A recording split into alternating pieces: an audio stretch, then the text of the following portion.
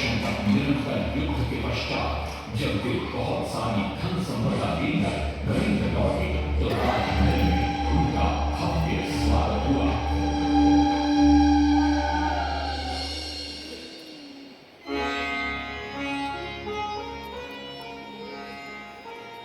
राजमाता कस्तूरी देवी पुत्र नरसिंहदेव की वीरता से बहुत प्रसन्न हुई और पुत्र के सामने अपने मन की इच्छा प्रकट की। कहा, तुम्हारे पिता ने शंकर क्षेत्र पुरी में भगवान जगन्नाथ का भव्य मंदिर बनवाया है।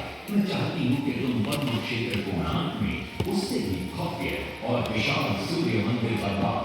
किंतु नरसिंहदेव माता से प्रति प्रश्न करते, सूर्य मंदिर ही क्यों, और वो भी कोणार्क में? तब राजमाता कस्तूरी देवी बतलाती, द्वापर युग में भगवान श्री कृष्ण के पुत्र सांब बड़े ही सुंदर और सुकुमार थे।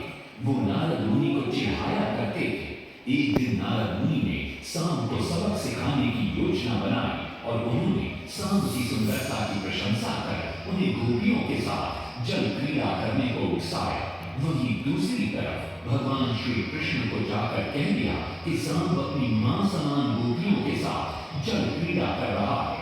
श्री कृष्ण इस बात से बहुत क्रोधित हो जाते हैं और वे सांब को श्राप दे देते हैं, जिस सुंदरता का तुम्हें अभिमान है वो तत्क्षण नष्ट हो जा। सांब को घोर हो जाता है। जब सांब राजमहल लौटते हैं और मां जामदेवी को ये पता चलता है कि पिता श्री कृष्ण के श्राप की वजह से सांब की ये अवस्था हुई, तो सारी रानियां क्रोधित हो जाती हैं। नारद जी को बुलाया जाता है।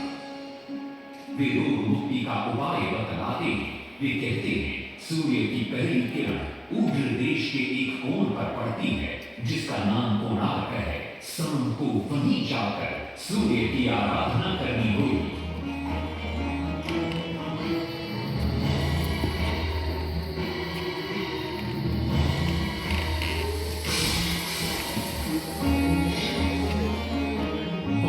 लंबी और कठिन यात्रा के पश्चात सांब अपने सैनिकों और सेवकों के साथ कोणार्क की चंद्रभागा नदी के तट पर पहुंचते हैं और नित्य प्रातः स्नान के बाद सूर्य की आराधना आरंभ करते हैं।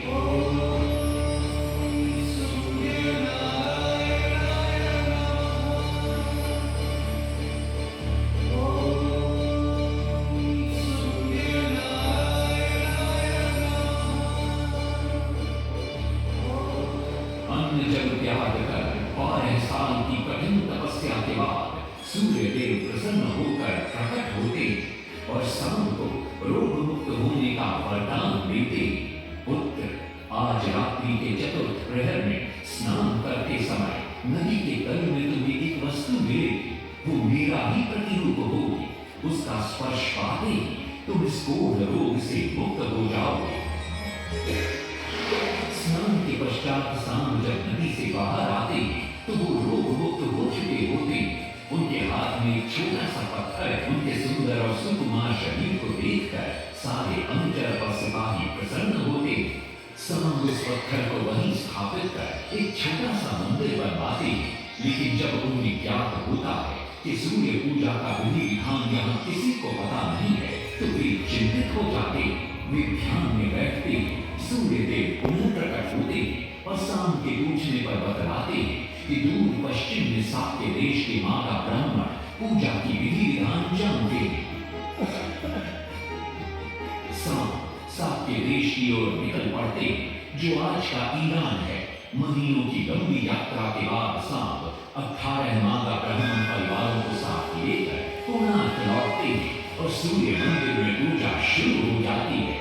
राजमाता कस्तूरी देवी नरसिंहदेव को बतलाती है कि विवाह के कई वर्षों बाद तक जब हम निसंतान थे, मैंने भी उस सूर्य मंदिर में पूजा अर्चना की और तुम पुत्र रूप में मुझे प्राप्त हुए।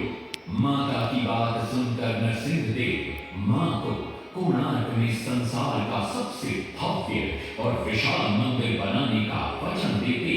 सदाशिव सामंतराय महापात्र, जो शिवरी सांतरा के नाम से लोकप्रिय थे, वे अपने सहयोगी बीसू महाराणा के साथ मंदिर का प्रतिरूप बनाते और नरसिंहदेव के समक्ष प्रस्तुत करते।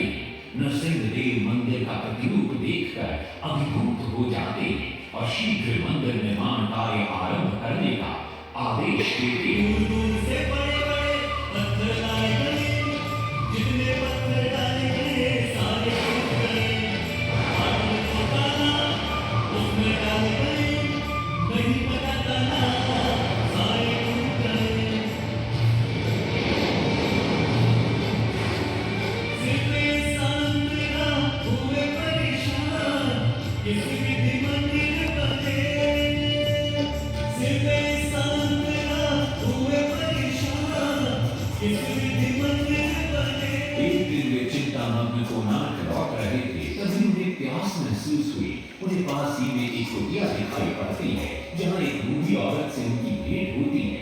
शिवई सांतरा पानी मांगते हैं। बूढ़ी औरत पानी के साथ गरम गरम भोजन भी लेकर आती है। वे थाली के बीच में हाथ डालते हैं, जिससे उनका हाथ जल जाता है। तब वो बूढ़ी औरत मुस्कुराकर कहती है, तुम तो शिवई सांतरा की तरह बीच से भोजन उठाकर खा रहे हो। ये सुनकर शिवई सांतरा को अपनी भूल का एहसास होता है। माता रामचंद्र ने उपाय सुझाया, समझे सिर्फ सांतरा।